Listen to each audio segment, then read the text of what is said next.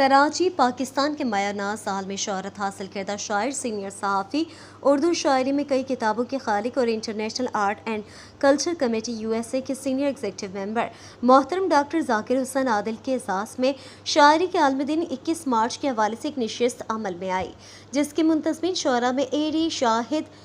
وحید منظر، فرحین ابرار، غلام عباس عابد، فروغ بدعنوانی، سلیم گوہر انصاری اور IHRC سرکل کراچی کے نمائندگان محمد آصف اکرم، محمد فہیم قریشی، قدیر شاہ، حنا مشتاق، جاوید محمود آرائی، سید مشتاق راجہ، محمد فرید اللہ، طارق احمد، حارث خان، عرفان شیخ، شہباز حسین، انعام الدین صدیقی، شایان عباس اور مختلف مکتب فکر سے تعلق رکھنے والی شخصیات نے شرکت کی۔ اس موقع پر شرکائے نشست نے محترم ڈاکٹر ذاکر حسین عادل کی شاعرانہ خدمات اور ادبی فروغ کے لیے جاری کوششوں کو سراہا اور شاندار خراج تحسین پیش کیا۔ شرکائے نشست نے کہا ہے کہ محترم ڈاکٹر ذاکر حسین عادل 12 سال کی عمر سے شعر کہہ رہے ہیں۔ آپ نے حمد، نعت، منقبت، نوحہ، غزل، نظم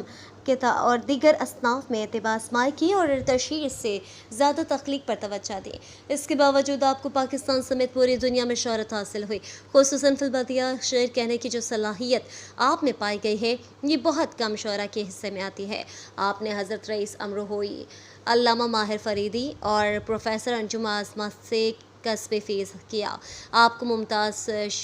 شعراء جون ایلیا، احمد فراز، سید ضمیر جعفری، محسن بھوپالی، حمایت علی شاعر، نگار صاحبائی، امید فاضلی، افتخار عارف اور دیگر کے ساتھ نہ صرف مشاعرے پڑھنے کا اعزاز حاصل ہے بلکہ آپ کی